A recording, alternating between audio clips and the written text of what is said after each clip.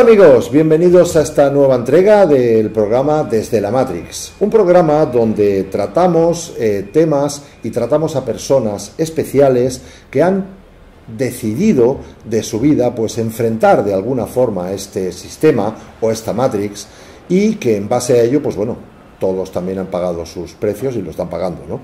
Entonces, para mí son gente digna de admirar y entre ellos tenemos a yo siempre le he dicho que es un gran guerrero, que él ha enfrentado, ha dedicado una gran parte de su vida en varios temas que pienso que han trascendido muchísimo. Él decía hace un momento, hombre, quizá no tanto, bueno, ya veremos, yo creo que sí han trascendido bastante y serán, pues bueno, él ha estado hablando sobre el gran engaño que ha supuesto el tinglado que ha supuesto el SIDA en este mundo desde hace ya unos cuantos años. Por otra parte, él está ahora en un concepto que se llama la cota catalana, que luego nos lo explicará él. Y bueno, y también tengo que decirle que en su día también apretó bastante para el tema del agua de mar, trajo a mi casa una serie de personas y ahí empezamos a mover el asunto del agua de mar y ahora hay 14, 15 ya embotelladoras de agua de mar en España, primer país del mundo que pasa esto. Así que yo quiero presentarles rápidamente a una persona para mí muy admirada por su fuerza y por su dedicación, su tesón, y es Lluís Botinas de Plural 21. Lluís, ¿cómo estamos? Sorprendido de oírte palabras tan halagüeñas, pero bien, gracias. Bueno, tú lo sabes y sí, mío sí. Es público. Sí, no, has dicho otras cosas, otras veces expresiones de ese tipo, sí.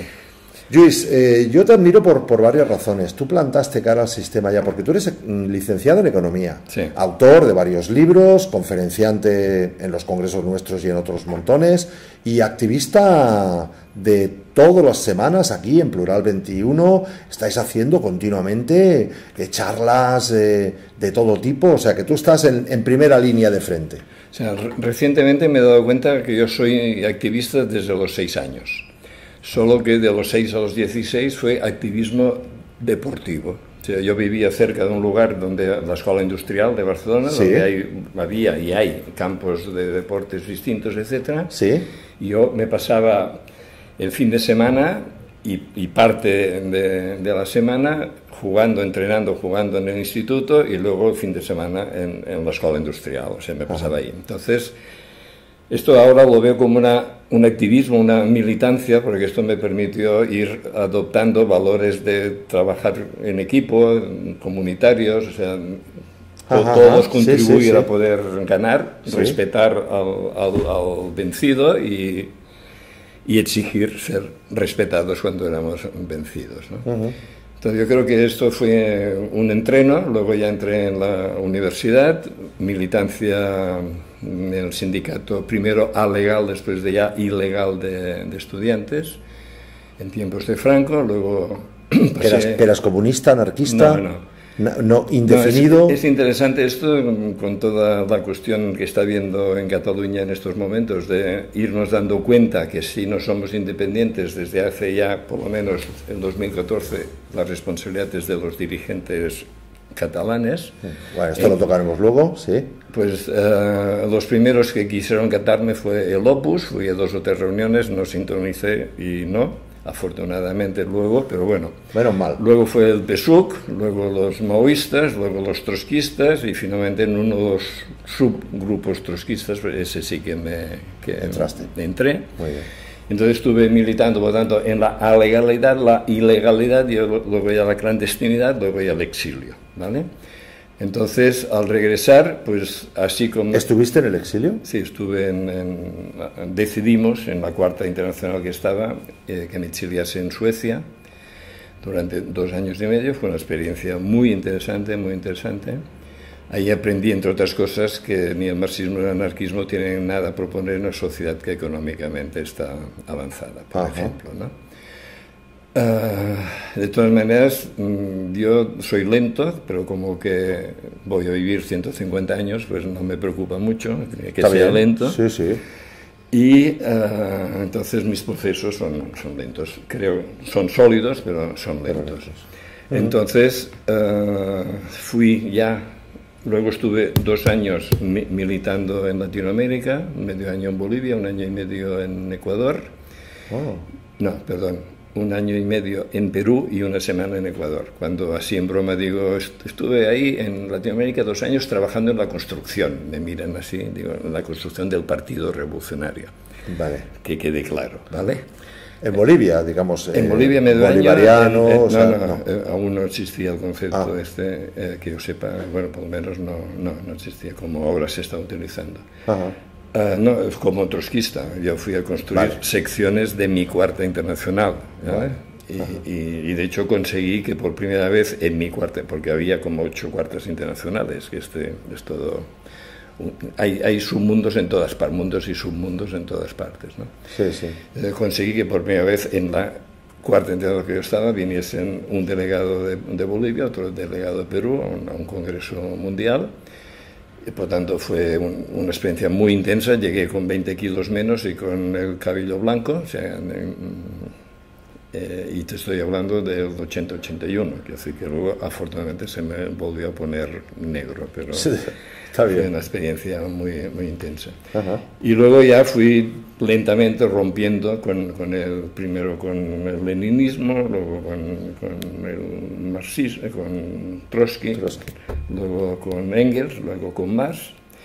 No reniego para nada de todos los casi 30 años que estuve metido, 25 que estuve metido en eso, no reniego para nada porque era lo mejor que conocía y además me lo pasé bien haciendo lo que hice, con situaciones delicadas, pero afortunadamente pues aquí estoy y aprendí bastante. Entonces, al regresar aquí ya con el cuestionamiento de todo lo que había estado durante tantos años, ahí descubrí por primera vez el vacío que se siente cuando aquello que has estado aceptando, creyendo y dedicando 24 horas cada día, pues se te hunde, ¿no? Uf, eso es duro. Esto es muy interesante y esto es lo más potente que hay, quiero decir, conseguir que el adversario, incluso el enemigo, se cuestione lo que está haciendo. Claro. Porque entonces esto es más potente que combatirlo con armas, digamos, sí. Que finalmente... Vale. ¿En qué proceso de tu vida, digamos, te diste cuenta? Vamos a ir a hablar un poquito sobre ese, para mí, ya te digo, aunque tú quizá por humildad no lo veas tan importante, yo lo veo vital. No, yo lo veo por los resultados. ¿En qué momento tú, digamos, te empiezas a dar cuenta de que, por ejemplo, el asunto SIDA, que el VIH, ese virus, pues que no se ha encontrado?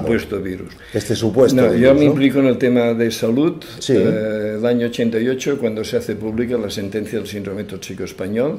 Me acuerdo. La gran intoxicación del año 81, que se atribuyó a un aceite de colza, desviado del uso industrial para ser comercializado, etcétera.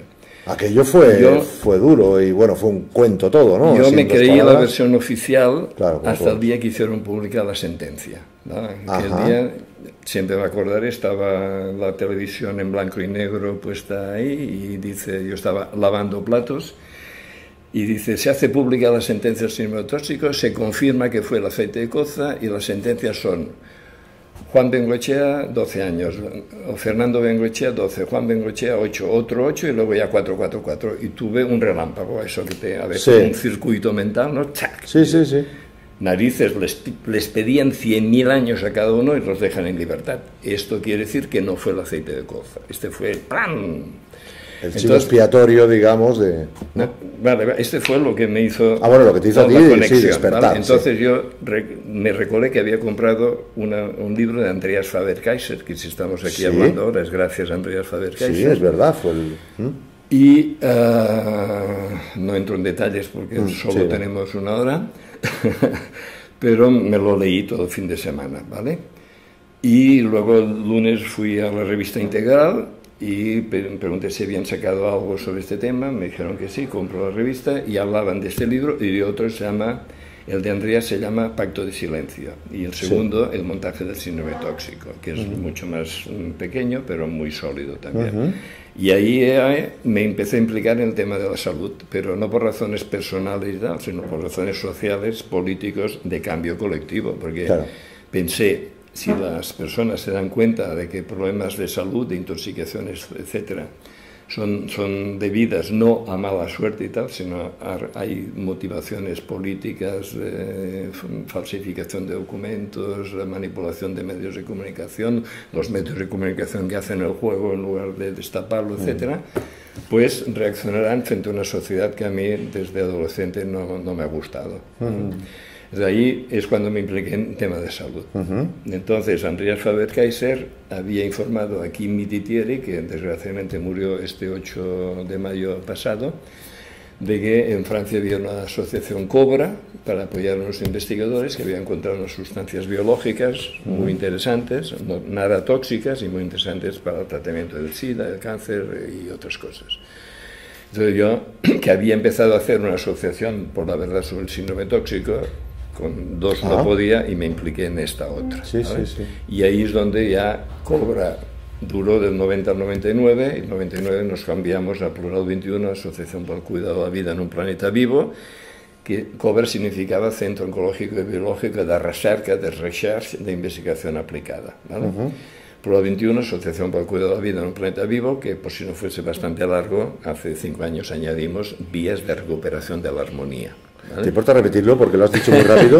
Plural 21 significa... Asociación para el Cuidado de la Vida en un Planeta Vivo. Sí. Vías de recuperación de la armonía. Vale. Estamos hablando de 1989. 90. Esto fue el 99, fue el paso de Cobra por 99. Cobra se funda en el 90. Yo me implico en temas de salud en el 88. Y entonces desde Plural 21, Plural 21 ya con este nombre desde el 90 y seguimos. Este sábado celebramos aquí mismo el 28º aniversario. Qué bien. Muy bien. Muy bien. Bueno, y entonces, ahí a la hora de investigar... Aprovecho para decir que necesitamos socios. Bueno, sí. Pues lo digo porque hemos empezado una campaña el 23 de septiembre para conseguir llegar a 200 socios el 1 de diciembre. Nos faltan, a fecha de hoy, 94. Bueno, pues a ver si con este vídeo los conseguís y si no ya apretaremos un poquito aquí. Porque iniciativas como la vuestra no hay muchas. No, yo creo que somos una asociación única en el mundo. Y añado, desgraciadamente, porque me encantaría que hubiese 10 en cada ciudad, porque falta hacer. O sea, una asociación que trate tantos temas tan importantes, tan distintos y todos contracorriente, que yo sepa, no hay ninguno, Vale, porque terminamos con hablar un poquito sobre el asunto de cuándo te das cuenta tú de que realmente el VIH que no cuadra lo oficial, ¿no? El camino es, la asociación Cobra trata... habla de unos tratamientos para... pero el resto de la explicación oficial no nos la creíamos, ¿vale? El primer interrogante surge al cabo de pocos meses, decimos, caramba, la mayoría de parejas que vienen por aquí, parejas estables, heterosexuales con hijo de 8 años, homosexual con pareja toda la vida, resulta que uno es seropositivo, el otro no, están usando preservativo desde hace 3 meses, cuando dio positivo el test, han tenido años de relaciones y no ha habido contagio. Extraña enfermedad de transmisión sexual. Exacto. Entonces, conocí a un médico en un CAP, en un centro de atención primario, justo aquí en Barcelona. En Atarazanas, donde hay prostitución, etcétera. Sí. Y voy a hablar con él y me dice, bueno, seguramente es que tienen una mutación que les protege. Bueno, entonces yo me voy porque uno confía en los... Sobre todo se llevan una bata blanca, confiamos. Que yo sepa, nadie nace disidente. Nos hacemos disidentes a la medida que la explicación oficial vemos que no cuadra. Empezamos a hacernos preguntas y primero aceptamos la respuesta. Al cabo de 6 meses volví, oye, el otro día me dijiste eso, esto está demostrado. Dice, no, es una hipótesis. Ah, vale. Entonces cuando empiezas a rascar te das cuenta que la medicina oficial se basa en hipótesis. El doctor Hammer tiene una frase que... me gusta mucho, que dice, la medicina oficial se basa en 5.000 hipótesis, ninguna demostrada. Pero como que no preguntamos, pues no se destapa que no está demostrado. Si yo no hubiese vuelto, me habrías quedado con la mutación genética como explicación, pero luego él me reconoció que no estaba demostrado. Era una hipótesis. Era una hipótesis suya. Por ejemplo, en el tema del cáncer, a la persona que tiene la desgracia de ser atrapada en esta rueda, la hacen vivir obsesionada con el tema de la metástasis. Entonces, Hammer explica que no existe la metástasis, sino que es un segundo conflicto, muchas veces causado por el tratamiento que ha recibido el primer conflicto. Por el mismo tratamiento, vale, wow. Va. Por menos de eso me han puesto una multa a mí, de lo que acabas de decir. Pero bueno, en fin, ahí estamos. Entonces, sí. Bueno, ibas porque ahora yo te diste cuenta. Oiga, sí. doctor, perdone, ¿cómo es posible que un tipo de célula, sí. de un tipo de tejido, de un órgano que proviene de una capa embrionaria, emigre y en otro tipo de células, de otro tipo de tejido, de otro órgano que proviene de otra capa embrionaria, ahí genere cáncer? ¿Esto está demostrado? No, es una hipótesis. Ah, vale. Y hay otras, dice, sí, hay como 5 o 6 hipótesis más. Y ahora seguramente, esto te estoy hablando de hace 8 años o así, ahora ya deben ser más 50. hipótesis. ¿Vale? Entonces la cuestión es que sobre cada tema tú planteas hipótesis, líneas de investigación, etcétera, y si recibes dinero, se va viviendo de eso. Lluís, yo te he escuchado a ti en un congreso nuestro una cosa referente a este asunto del SIDA que me hizo mucha gracia y que luego le he aplicado en algunas ocasiones. Tú decías, bueno, primero, Plural 21 es un terreno libre de SIDA. Aquí nadie que viene tiene el SIDA, pues simplemente porque el SIDA como tal, o el virus del VIH. No, el SIDA como enfermedad no existe, no es solo el tema del virus. O sea, ahí es donde, por un lado, yo estoy de acuerdo contigo en que mi investigación, desgraciadamente, que yo sepa, es única en el mundo. Porque disidentes sí que hay, ha habido y hay. Y yo fui disidente 18 años. O sea, mi fuerza viene de que yo vengo de donde el resto están. Yo me quería la versión oficial del SIDA del 81, que es cuando se empieza a montar, hasta el 90, ¿vale? Cuando entro en la asociación Cobra. Del 90 al 91 ya con este interrogante sobre la transmisión sexual ya empecé a ser disidente, sí, y no duré hasta el 2009 como disidente, 18 años como disidente, y no reniego para nada tampoco. ¿Por qué? Porque aprendí un montón de cosas y gracias a los científicos y médicos disidentes entré en aspectos técnicos que si no jamás habría entrado, ¿vale? Pero en 2009 me di cuenta que había que dar un paso más, porque los disidentes, desgraciadamente, comparten con los oficialistas lo más grave de todo, la primera mentira, que en el año 81 aparece una nueva enfermedad.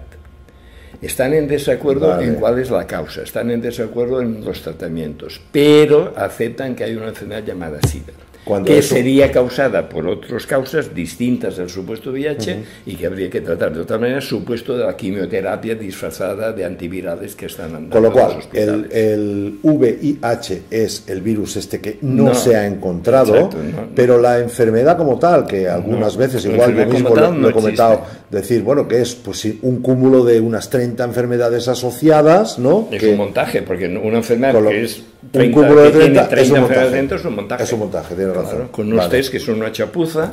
Vale, la primera práctica real de riesgo, aprovecho para lanzar el aviso, la primera práctica real de riesgo es hacerse los test. Claro. Es jugar a la ruleta rusa. Claro. Porque están documentadas, estaban ya hace 20 años 68 razones distintas, seguramente ahora hay bastantes más, que pueden hacer dar positivo ustedes al SIDA. Pero es que los propios fabricantes en sus instrucciones dice, primero, hay varios criterios para interpretar el resultado, y con un criterio puede dar positivo, con otro criterio te puede dar negativo, pero luego ya se cubren aún más diciendo, no dar positivo a estos test no significa necesariamente estar infectado por VIH, y esto te lo dicen de 30 formas distintas. Qué fuerte. Y todo esto los científicos, los oficialistas del SIDA, de este montón de causas, de razones distintas para estar positivo, de estas formas distintas de interpretar los test, de que los fabricantes se limpian las manos de responsabilidades, no informan a sus víctimas. O sea, además, los especialistas de SIDA en congresos entre ellos hablan abiertamente de quimioterapia, que lo que están dando es quimioterapia. La ZT era quimioterapia, ¿no? Todo lo que están dando es quimioterapia, ¿vale? Todo. En sentido amplio y en sentido estricto. Sí. Entonces,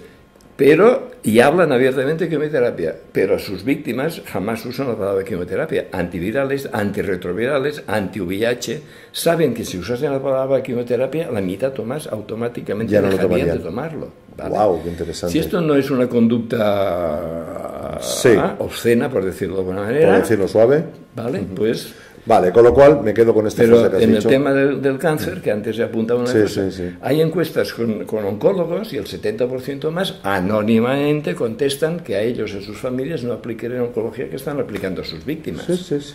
Es realmente vergonzoso.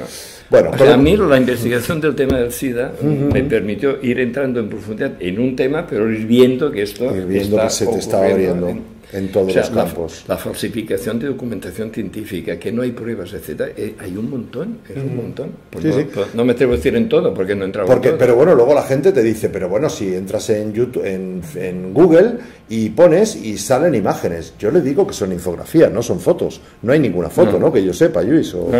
Hablando en rigor, no debería hablarse de fotos, sino micrografías. O micrografías. Imágenes, ¿vale? Pero es que, dicho así, ahora tú entras y sí que encuentran de cosas, sí que hay fotos que los pies de foto dicen que son imágenes del virus. Sí. Pero si esto se pudiese contrastar con rigor entre a favor y en contra, digamos, partir de que sí se aislado, que no está aislado, pues se iría demostrando que todos esos pies de foto no son rigurosos y que finalmente tampoco hay ninguna comprobación, digamos, gráfica de que el VIH haya sido aislado. Pero es que yo recomiendo, ya que vamos contra el reloj, pero recomiendo a quien esté interesado en este tema que escriba una carta bien redactada con todos los requisitos formales para no ser rechazado por cuestión de forma, a la autoridad que le siga teniendo confianza, política, sanitaria, administrativa, hospitalaria, universitaria, la que quiera, diciendo, por favor, ¿me puede enviar fotocopia de los, por ejemplo, 4 o 5 artículos científicos de referencia originales, que ponga originales, donde se demuestra y ponga ahí el punto o los puntos que más le preocupen, que el SIDA es una enfermedad, que hay epidemia de SIDA, que el VIH ha sido aislado, que existe, por tanto que ha sido aislado, que el VIH es capaz de matar células, que hay prueba de transmisión sexual o de transmisión de madre a feto o por transmisión por jeringuilla del VIH, o que lo que llaman carga viral realmente es carga viral, que lo que llaman recuento de T4 es igual a defensa si es un recuento y si realmente son las defensas, o simplemente es un componente de una complejidad enorme y que cuando uno falla sustituye sustituido por otro, etcétera, ¿vale? Si los fármacos que están dando están beneficiando realmente a quienes los están tomando, sobre cualquier tema de estos, que envíe una petición de la documentación científica de referencia original. ¿Qué pasará? Que no le contestarán, ¿no? No le contestarán. Bueno, me quedo con una cosa que has dicho. La primera y si contestan, que me envíen una copia, por favor. ¿Vale? Que me envíen una copia para contestar nosotros. Dicho queda. No, comentaba, la primera práctica de riesgo, según tú, es hacerse los test, porque un señor con bata blanca te va a decir tiene usted el SIDA y te puede incluso, fastidiar en todos los aspectos. Cualquiera que se imagine, por ejemplo, donante de sangre, que es de mujeres embarazadas, de vida perfectamente sana, etc., casadas vírgenes y que pueden dar positivo al test del SIDA, conocemos casos. Pueden dar positivo, quizá una infección de orina te hace anticuerpos o sea, nosotros tenemos una cantidad astronómica de anticuerpos. Nosotros tenemos nuestro cuerpo, que nadie nos habla de esto cuando es por donde habría que empezar, es de una complejidad tremenda. Tenemos como 100.000 billones de células, 100 billones de células, ¿vale? Cada célula es un mundo complejísimo. Cada célula tiene como unas 20.000 proteínas, de las cuales 2.000 son enzimas que catalizan 10.000 reacciones bioquímicas interdependientes. De lo que ocurre en una reacción influye en lo que ocurre en las 9.999 reacciones restantes dentro de una célula. Tiene cantidad, cada cromosoma tiene 23, cada núcleo tiene 23 pares de cromosoma, cada cromosoma 3.000 millones de pares de letras genéticas. Ya ves. ¿Vale? Y cada día nosotros generamos una persona que lleva una vida sana, que duerme cuando hay que dormir, porque habría que dormir por la noche, porque es cuando el cuerpo multiplica las células, y las células más viejas, más gastadas, intoxicadas, etc., son recicladas, no echadas. Imagina, cada día un 1%, o sea, 1 billón de células, generamos 1 billón de células nuevas, pero para eso hay que tener los elementos, la energía, etcétera, para que se puedan formar. y un billón de células son recicladas. Es decir, que esta complejidad enorme de cada célula es descompuesta y aquellos trozos de cromosoma que pueden ser aprovechados, aquellos trozos de proteínas que pueden ser aprovechados, etc., vuelven a ser utilizados por este sistema increíble que somos cada uno y una de nosotros. O sea, que cada uno de nosotros, si cada día renovamos un billón de células, un 1%, en 100 días somos alguien distinto. A ver, no te sé decir exactamente, pero muy distinto. Era un juego de palabras. Pero sí, la idea es esta. Ahí, de hecho, hay planteamientos que van en esta línea, pero yo no te puedo responder con rigor si se regeneran todas o no, si se cambian todas o no, pero en grandísima parte sí. Vale, y para terminar de este tema, recuerdo haberte oído decir que tú tenías la solución, un poco en clave de sorna, ¿no?, la solución automática de todos aquellos que estaban infectados por el SIDA, y era muy sencilla: cogerse, comprarse un billete de avión, irse a hacer las pruebas a otro país, y de ahí le dirán que no lo tienen, y se acabó. Esto sería, dentro de toda una campaña para desmontar el SIDA, una medida que propongo es esta, ¿no?, que organizar viajes turísticos, si se quiere, de personas etiquetadas en un país y, por ejemplo, ir a Australia, que usan unos criterios más restrictivos, con lo cual muchas personas que en otros países son diagnosticadas etiquetadas allí ya no lo son. Positivos, allí no serían. Entonces viajarían, una parte de ellos viajarían seropositivos y regresarían seronegativos. Claro. Pero esto es una de las vías para ir desmontando SIDA. Pero lo que yo sí afirmo es que el tratamiento del SIDA es instantáneo, es sencillísimo, es infalible y es gratuito. ¿Y cuál es? Lo que cuesta un poco es entender que el SIDA es un montaje y que ese engranaje ha atrapado a esta persona cuando tuvo la desgracia de dar positivo al test. Bien porque se lo hicieron sin permiso, como se está haciendo, bien porque estaba embarazada, bien porque dio sangre, bien porque ha ido voluntariamente a hacerse los test y tiene la desgracia de dar positivo. Si esta persona entiende bien que el SIDA es un montaje que le arrastra desde hace 3 meses, 3 años o 25 años desde que dio positivo al test, porque una cosa muy interesante es que no vuelven a hacer el test del SIDA. ¿Creo que? No vuelven a hacer el test del SIDA. O sea, van haciendo cada visita, van haciendo el recuento de T4, la carga viral, etc., pero no te vuelven a hacer el test. No te vuelven a hacer un test para ver si estás mejor. Por una razón muy sencilla, porque un porcentaje nada despreciable daría negativo en las pruebas. Y esto sería ya no te pueden vender fármacos, ¿no? No, pero sería un escándalo. Claro. Porque lo que están aplicando desde hace 31 años es que quien da positivo sigue positivo hasta que muere.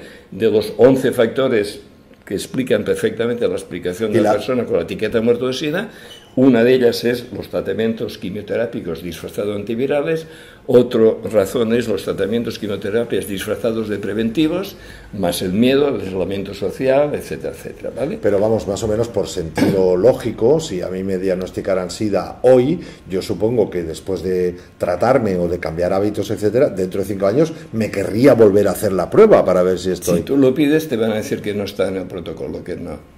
No te dejan. Hay personas que después de oírme lo han pedido y han dicho que no. Pero, insisto, la cuestión... Espera, que no he acabado.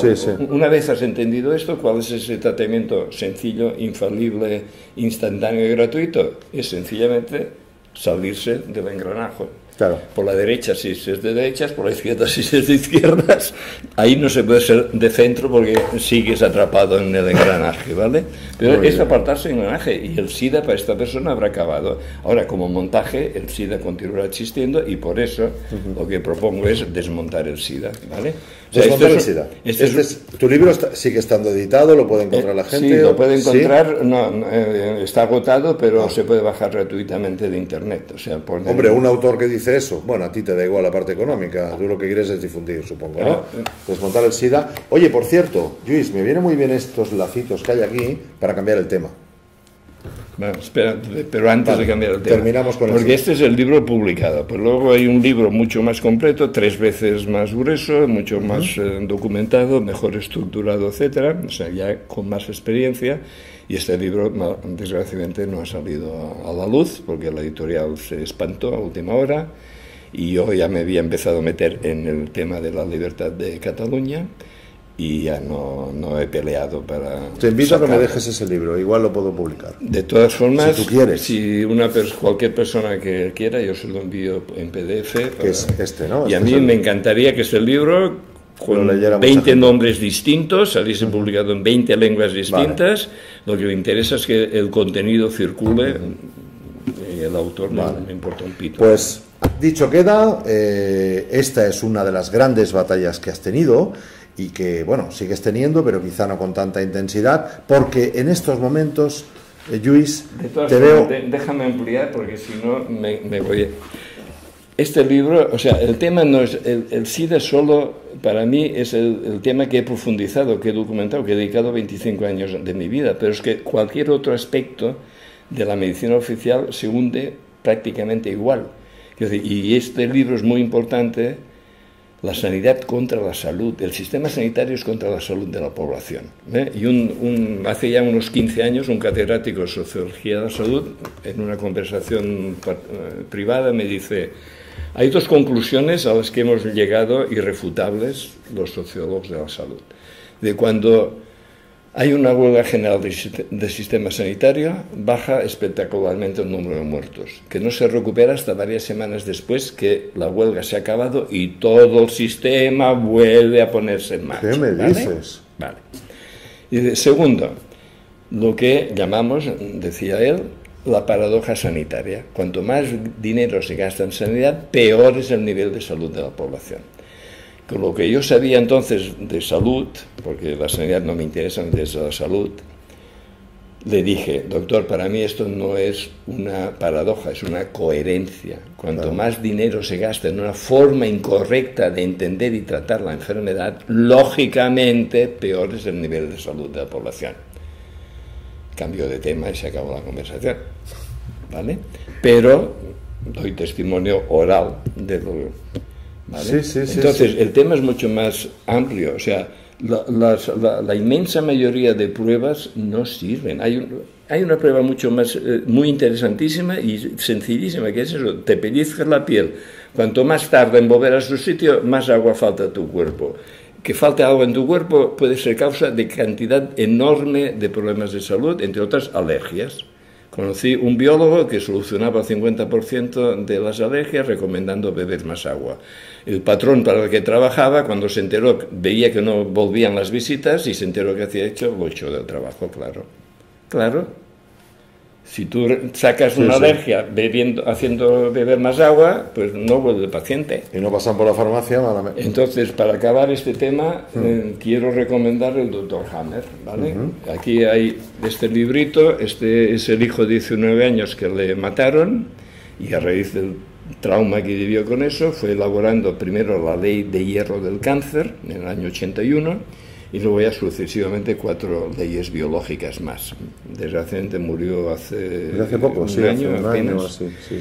Y ¿estaba en España? No, sí, estuvo. Ahora no, los últimos años. Yo sé que andaba escondido, pero no sé si estaba... Tuvo que esconderse después señor. De estar 2 veces en prisión, en la clandestinidad durante 3-4 años, y luego finalmente emergió en Noruega, y los últimos, 8 o 9 años ha vivido en Noruega. Le dieron asilo, que podía no ejercer como médico, pero sí investigar, y o sea, él da sentido biológico a las enfermedades reales, porque hay que separar lo que se llama enfermedades, pero que no habría que llamar enfermedades, que son las consecuencias de las agresiones que padecemos, las agresiones químicas, las radiaciones acústicas, las radiaciones de los emisores, de los teléfonos móviles, del ordenador, etc. Todo esto está perjudicando nuestra salud, nuestro metabolismo, está estropeándonos.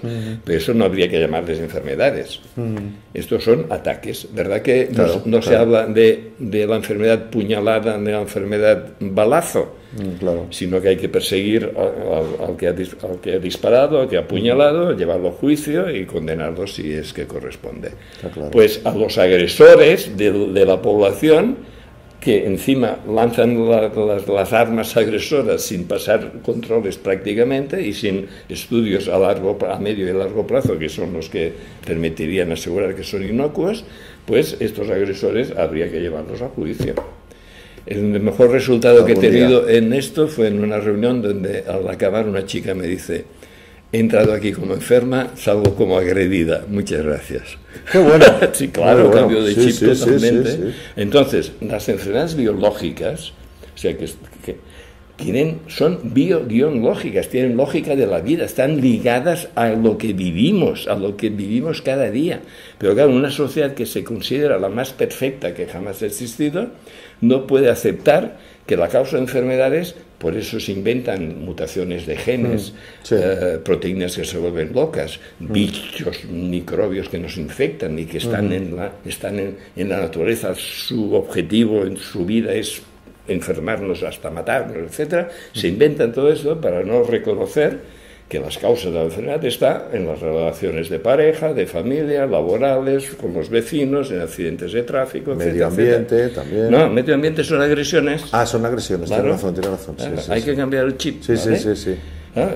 Entonces, claro, si se empieza a hablar de enfermedades medioambientales, estamos engordando el Claro, sistema sanitario, claro, claro. porque ya tenemos los especialistas, que además cuesta narices que se reconozca especialistas, se reconozca que las personas que sufren todos estos trastornos son afectados de intoxicaciones químicas, radiaciones, etcétera, pero si se entra en esta dinámica, ya tenemos los especialistas de enfermedades medioambientales con tratamientos mediados ambientales alimentando, Sí, engordando el otra sistema vez es lo sanitario. mismo, sí, sí, Claro que a las personas que tienen problemas de salud hay que contribuir a que se recuperen, pero llamarles enfermedades y hacer especialidad de eso es reforzar el montaje Agresiones de todo el sistema medioambientales, sanitario. prometo recordármela. Muy bien.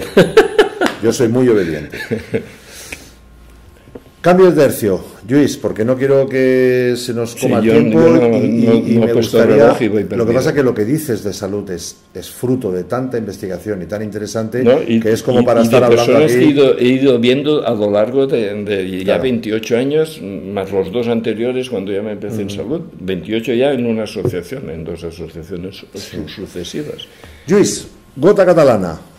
¿Qué es esto de la Gota catalana para recuperar la libertad de Cataluña y reconstruir la nación, ¿vale?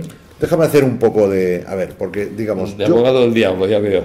Sí, me gustaría un poco porque, hombre, si no lo hago yo, ¿quién lo va a hacer, no? Yo sabes que podemos estar más de acuerdo de lo que parece, ¿eh?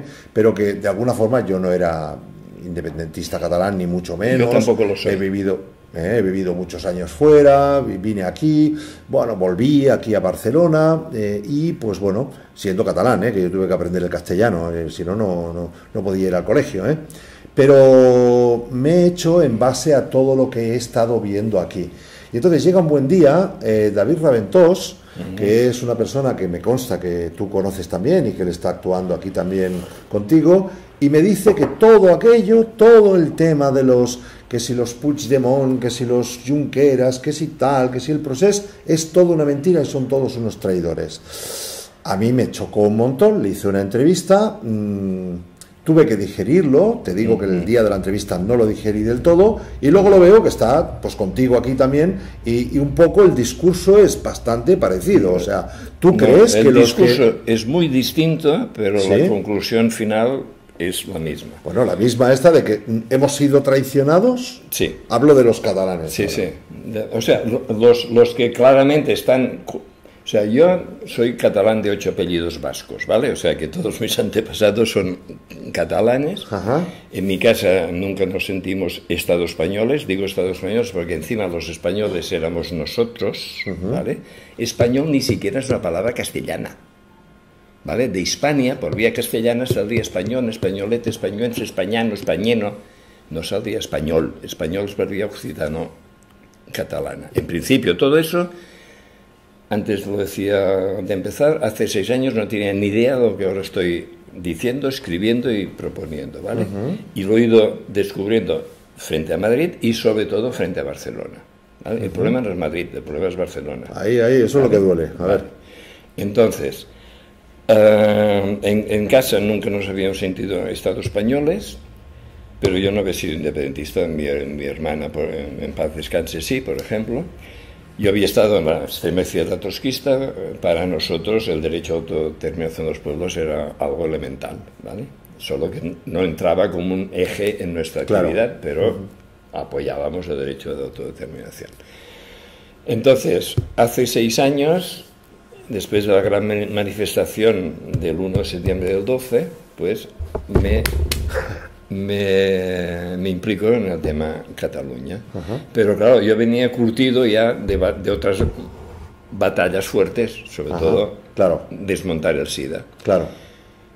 Y cuando me meto, ser independentista me duró 5 o 6 meses, porque me di cuenta que todo planteamiento que hacen los dirigentes independentistas, que encima han sido los dirigentes autonomistas durante 30 años, herederos de los dirigentes catalanes que en los años 70 traicionaron al pueblo catalán, porque me ayudó mucho a llegar a esta conclusión, leer el libro de Lluís Maria Xirinacs, este sacerdote que hizo huelga de hambre varias contra Madrid, pero a partir, ahora no recuerdo la fecha porque para historiador no serviría, pero a partir de un momento determinado dice, a partir de hoy mis huelgas no son contra Madrid, son contra Barcelona.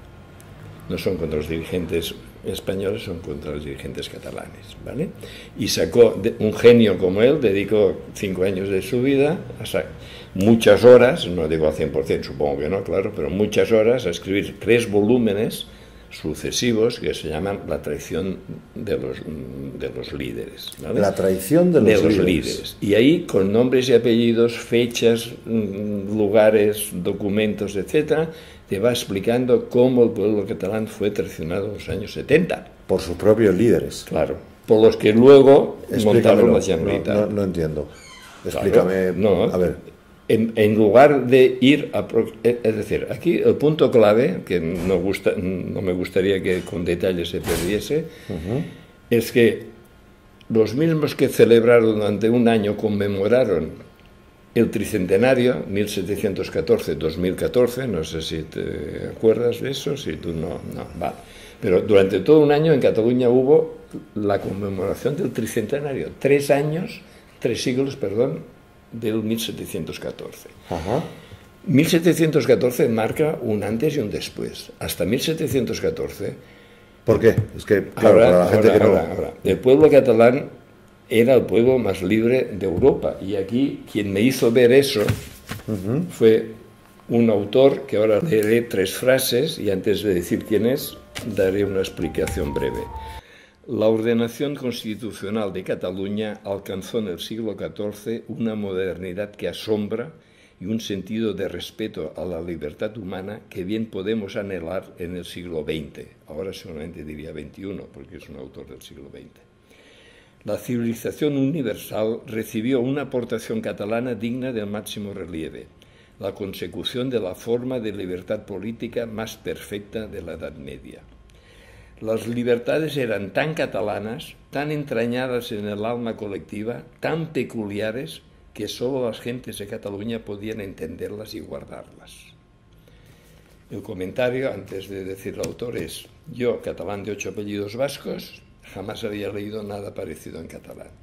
Pero es más, si a mí eso me llega en catalán firmado por un catalán, no habría hecho caso, lo habría rechazado. Porque mi autoestima, como la autoestima del pueblo catalán, está bajo mínimos después de 304 años de tener la bota castellana, luego Estado española, encima nuestra. ¿Qué habría pensado? Este es un independentista alocado que está falsificando la historia, un de la ceba, que decimos aquí, ¿vale? Y lo habría rechazado.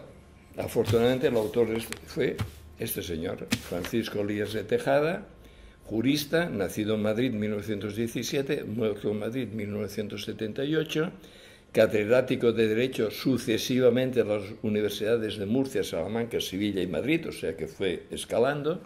Se definía como extremeño de sangre andaluza y educación castellana y escribió 400 artículos, más de 20 libros y 4 libros sobre los distintos componentes de la Confederación Catalana, ¿vale?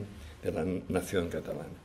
Gracias a este señor yo empecé a descubrir el derecho catalán y hice un cuaderno que se llama Recopilando capítulos de libros distintos y luego que se llama Conocer y volver al derecho catalán, las constituciones catalanas. Nosotros somos los inventores de las constituciones. De la palabra catalana constitucions viene en inglés, en francés, en castellano, en italiano, en portugués, en rumanés y supongo que en más lenguas. Nosotros generamos todo un léxico político, parlamento, cortes, gobernar, etc. ¿Vale? Pero las cortes, perdona, tengo entendidos que las cortes más antiguas de toda Europa son las de Cádiz.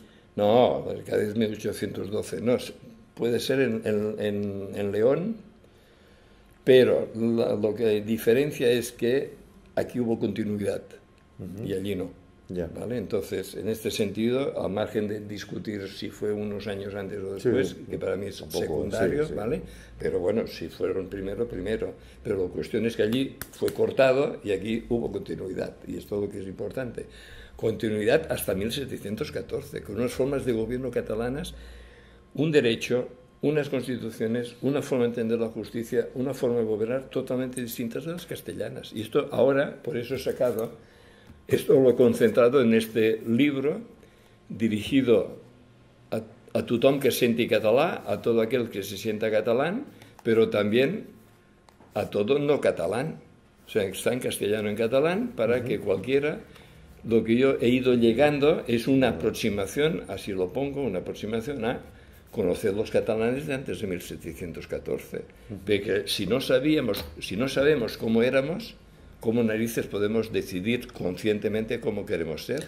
Si no sabemos de dónde venimos, ¿cómo podemos decidir adecuadamente cómo queremos ser? ¿Y cómo podemos actuar adecuadamente si hemos perdido nuestra forma catalana de ver el mundo y de ver nuestra propia historia? Porque nos lo han falsificado todo. Tú me estabas enseñando hace un rato unos mapas que me gustaría que mostraras a pantalla un poco y los comentaras. Porque aquí en este mapa, pues, bueno...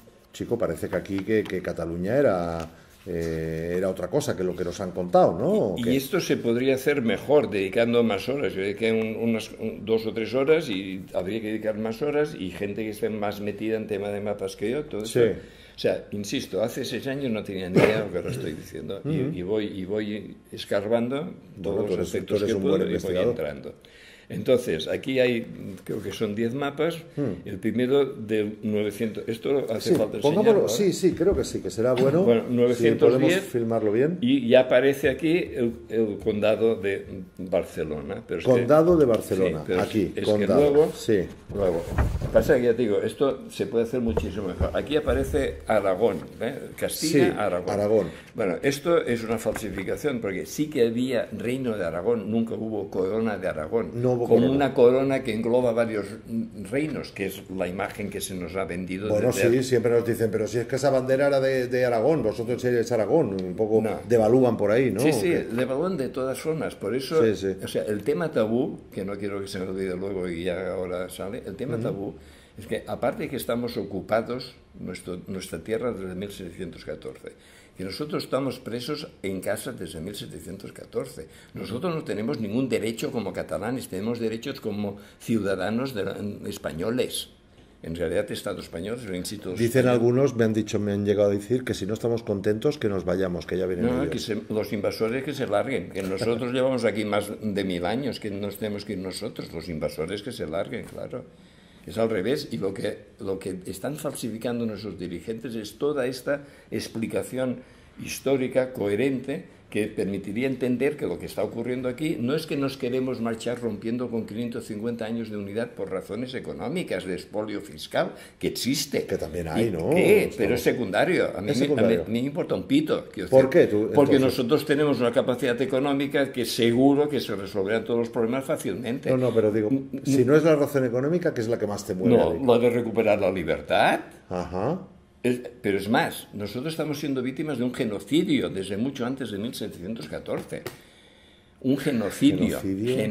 Y me costó mucho llegar a eso, ¿vale? Entonces, en el cuaderno que ahora tengo sobre...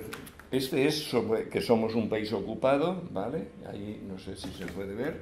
Esto es el genocidio catalán. Es un cuaderno que ya tiene más de un año, ¿vale? Ahora podría hacer el doble. Sí, pero ¿por no qué dices genocidio, Lluís? Justamente digo... En la introducción, que tiene 5 páginas, explico cuánto me costó llegar a la conclusión de que estamos víctimas de un genocidio.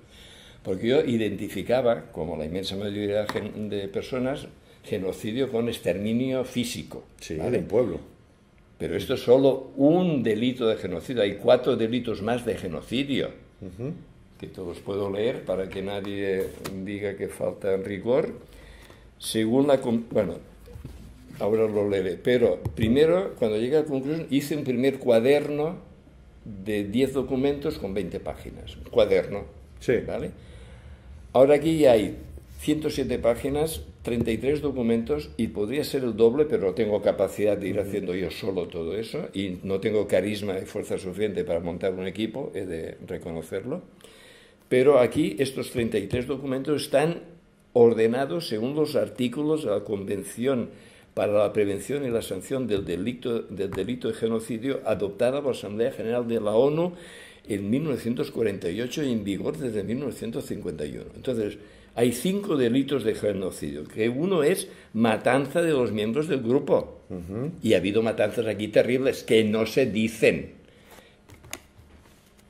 Este libro, Felipe V de Castilla contra Cataluña, este libro, que está bien trabajado, la introducción acaba diciendo: el estudio minucioso de este proceso de sometimiento de Cataluña a la dinastía borbónica confirma que, cuando fue promulgado el decreto de nueva planta el 16 de enero de 1716, es decir, 1 año y 4 meses después del 11 de septiembre del 14, el trabajo sucio ya estaba hecho, y el proceso de desnacionalización de Cataluña, con exterminio de la disidencia, devastación económica y dominación política y institucional, era ya irreparable.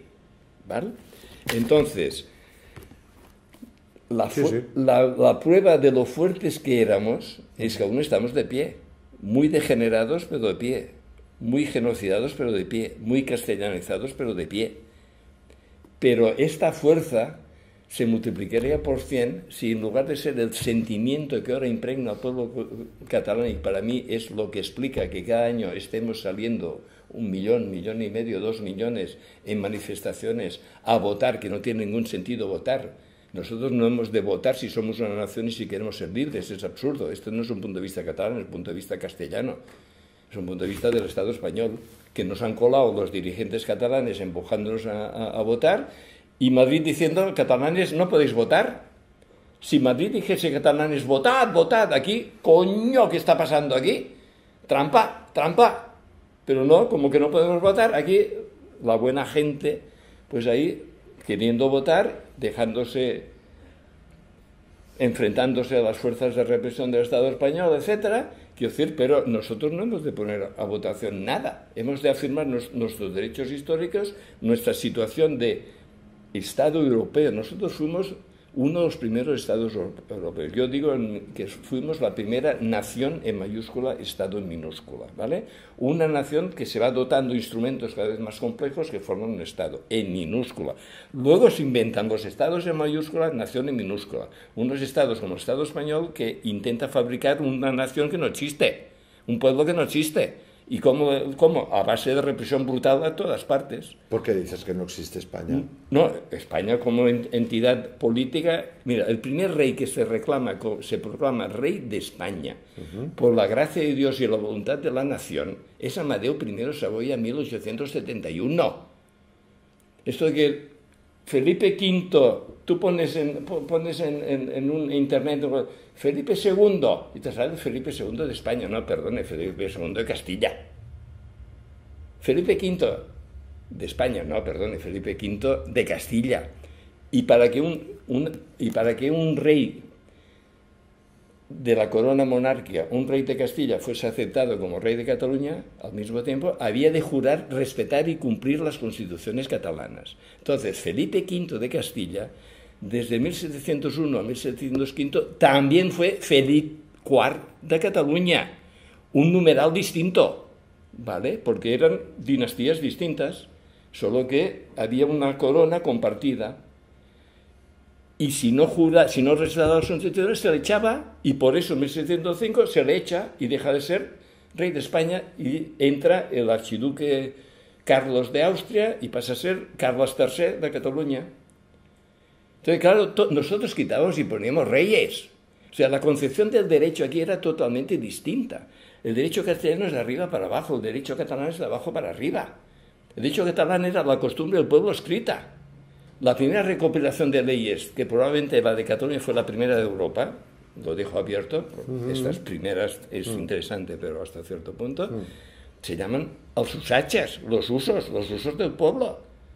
Y luego estas leyes escritas por gente cualificada, que conoce el lenguaje jurídico, etcétera, a partir del 1283, ya en las Cortes, que empiezan en 1213, creo que es, las primeras, se pactan, se paccionan, el verbo que se usaba era paccionar entre los representantes de los distintos estamentos sociales, y se convertían en constituciones.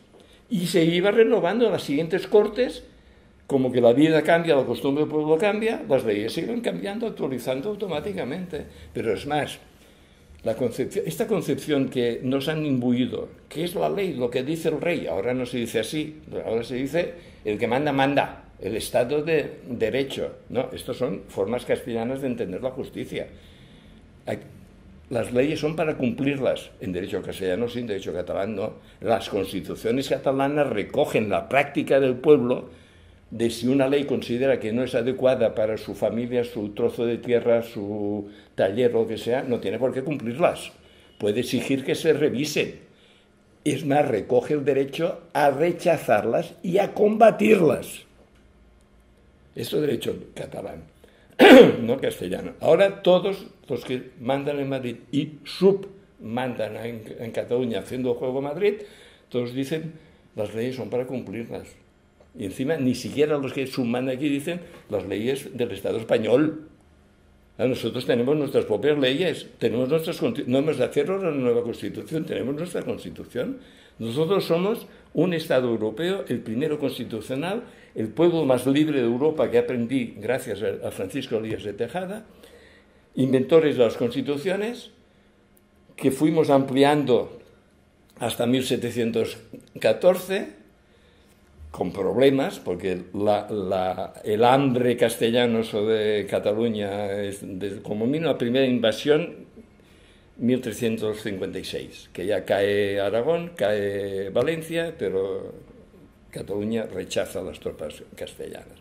1640, un segundo intento, y en 1714, esta vez, gracias al ejército francés, que era el más poderoso de Europa, los castellanos vencen. Y nosotros hemos de capitular, no rendirnos, capitular. Y nosotros conmemoramos a nuestros antecesores que defendieron un sitio durante 414 días. Y no celebramos, honramos, lo conmemoramos. Y la pregunta que habría que hacer a los mandamases de Madrid es decirles, oiga, perdone, ¿ustedes por qué no celebran el 11 de septiembre? Nosotros conmemoramos porque tuvimos que capitular, pero luchamos hasta el último instante para defender la verdad, la libertad, porque ellos sabían que eran catalanes, hombres y mujeres libres. Aquí había igualdad entre hombre y mujer. Escribí un artículo cuando la huelga del 8N.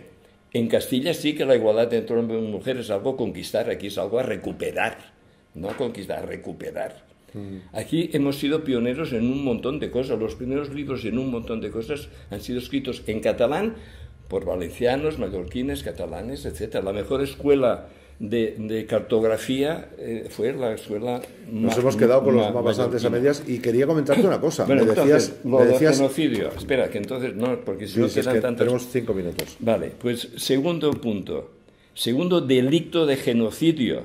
Primero, matanza. Y aquí se están silenciando matanzas terribles, ¿vale? Y no puedo entrar en detalle. Segundo, lesión grave a la integridad física o mental de los miembros del grupo.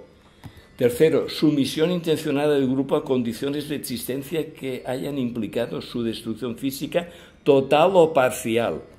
Cuarto, medidas destinadas a impedir los nacimientos en el seno del grupo. Quinto, traslado por fuerza de niños del grupo a otro grupo.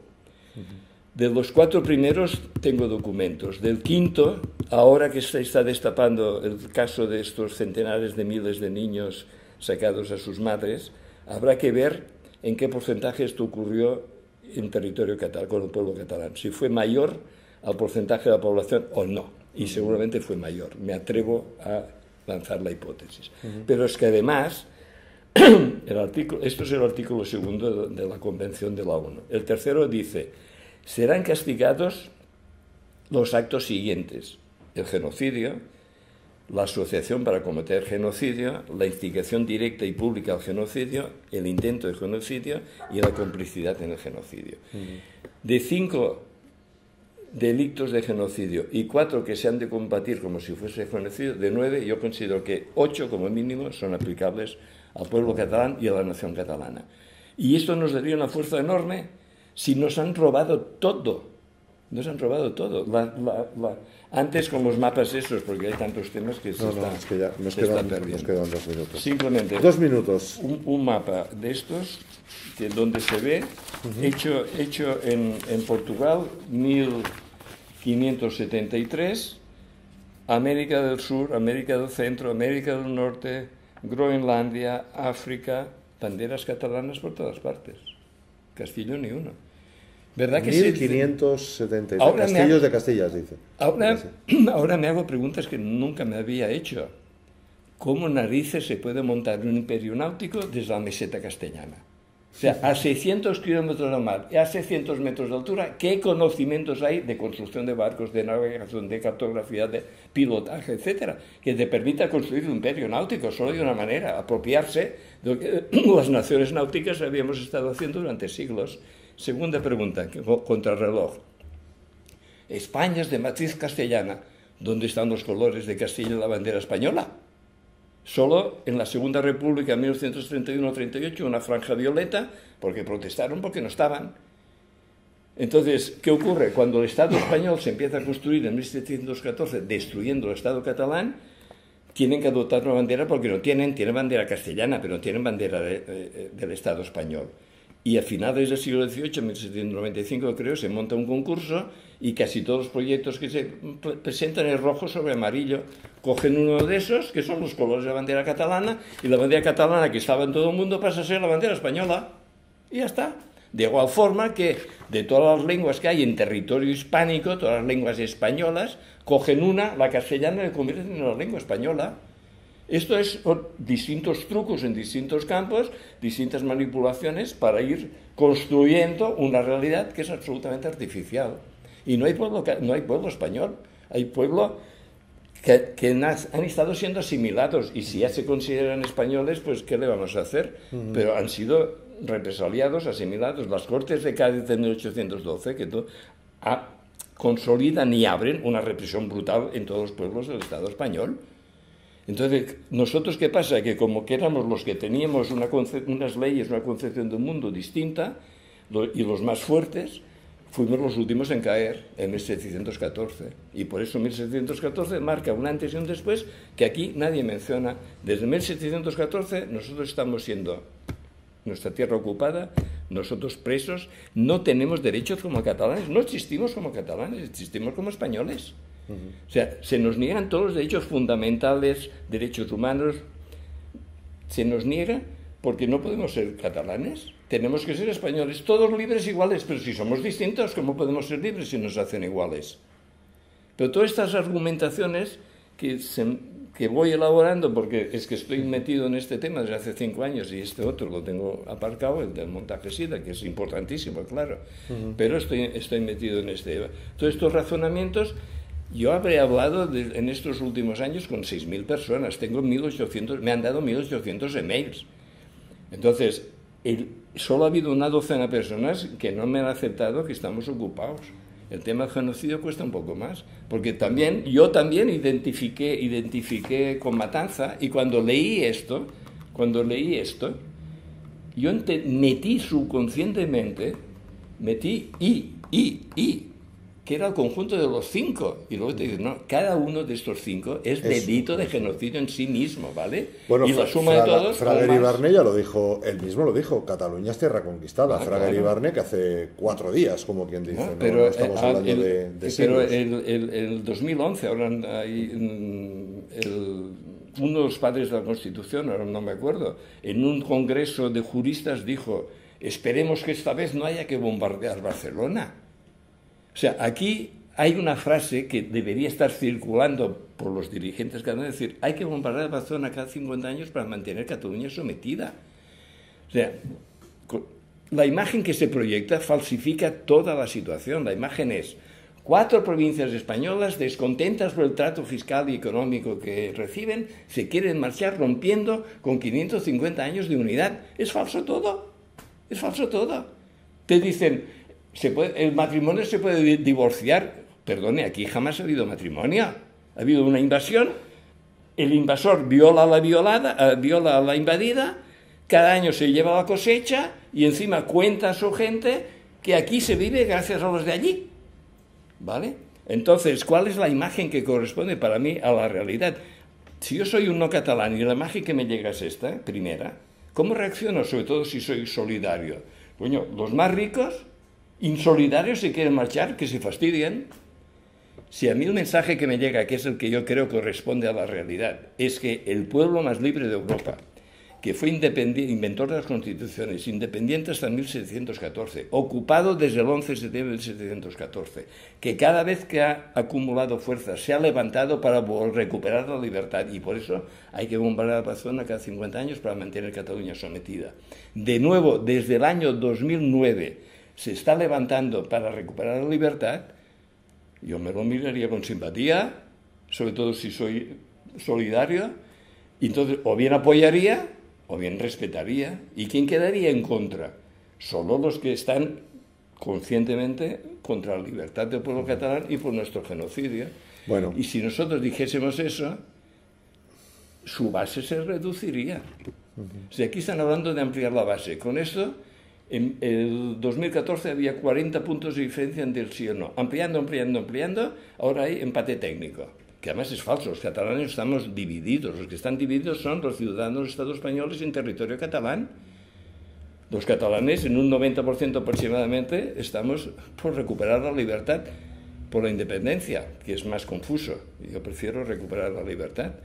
Los otros son tropas civiles enviadas conscientemente por Franco, y luego hay una frase de Calvo Sotelo, el presidente Calvo Sotelo en 1983, diciendo hay que enviar castellanoparlantes a Cataluña y Valencia para diluir. O sea, hay una planificación y está en todo. Si no hay premios Nobel catalanes es porque el Estado español lo ha impedido. Y así todo. Si no hay selecciones deportivas que estaríamos en la élite en casi todos los deportes y en algunos campeones mundiales, es porque el Estado español lo impide. Si el catalán no se puede hablar en la Comunidad Europea como un idioma oficial, es porque el Estado español lo impide. Todo, ellos conscientemente están impidiendo cualquier expresión que refuerce al pueblo catalán. Y tenemos unos dirigentes que han dicho que han proclamado 2 veces la República y resulta que les llama el presidente del Tribunal Supremo del país, del Estado del cual se han independizado, supuestamente, les cita y preparan la maleta, meten los calzoncillos, dan besitos a los niños, dejan grabado un mensaje para el pueblo catalán, cogen el AVE y se van a entregar. Y los otros huyen. Pero no huyen de Madrid, huyen del pueblo catalán. Si a partir del 27 de octubre Puigdemont, Junqueras, Forcadell, etc., estuviesen en las calles, el pueblo catalán dice, ¿qué habéis hecho? ¿Qué habéis hecho? Y algunos no solo dirían de palabra. Y habrá que protegerlos en algún momento, ¿vale? Cuando el pueblo catalán descubra lo que le están haciendo nuestros dirigentes, la cosa va a ser fuerte. Y todo eso es lo que, ya lo ves, con pasión estoy volcado. Sí. Pero es que lo estoy haciendo en nombre de mi hermana, mis padres, mis abuelos. Y 12 generaciones. O sea, nosotros 30 generaciones fuimos el pueblo más libre de Europa. Llevamos 12 generaciones naciendo y muriendo presos. Naciendo y muriendo presos. Y todos nosotros hemos nacido presos. Ahora tenemos la mejor oportunidad desde 1714 de recuperar la libertad. Y vivir libres todos los años que podamos hasta morir libres. Esto es lo que está en juego.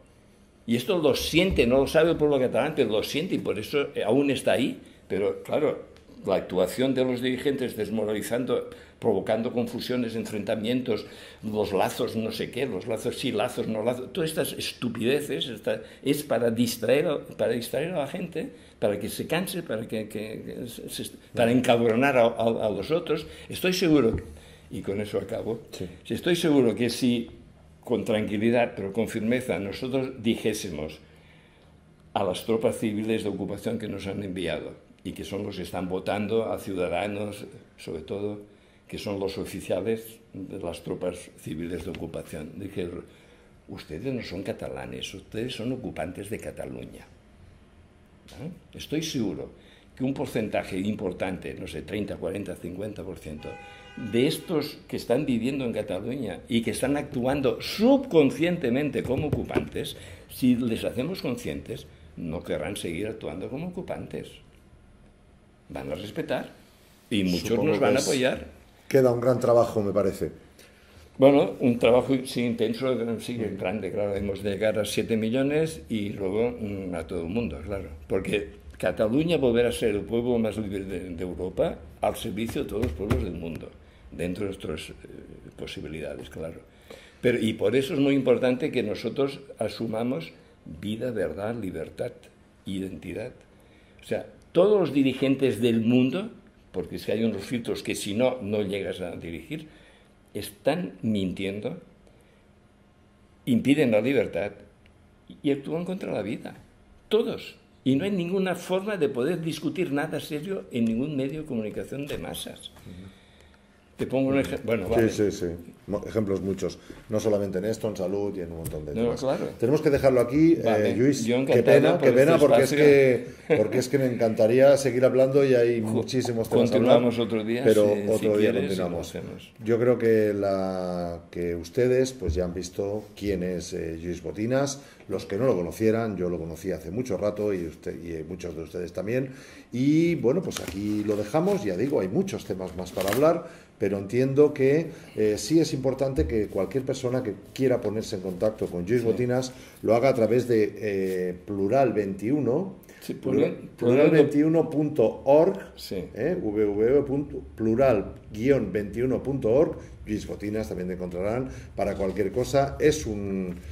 Es la resistencia, esta resistencia necesita alimentarse, necesitan pues capital humano en definitiva para poder hacer cosas. Y bueno, no sé si quería decir una última y muy cortita. Sobre el tema Cataluña hay un blog que me ha abierto mi mujer porque yo no entiendo, pero que se llama lagotacatalana.cat. lagotacatalana.cat. Ahí encontrarán todo tal cual, catalán y castellano, lagotacatalana.cat, cat de Cataluña. Sí. Pues lo dicho, Lluís, muchísimas gracias.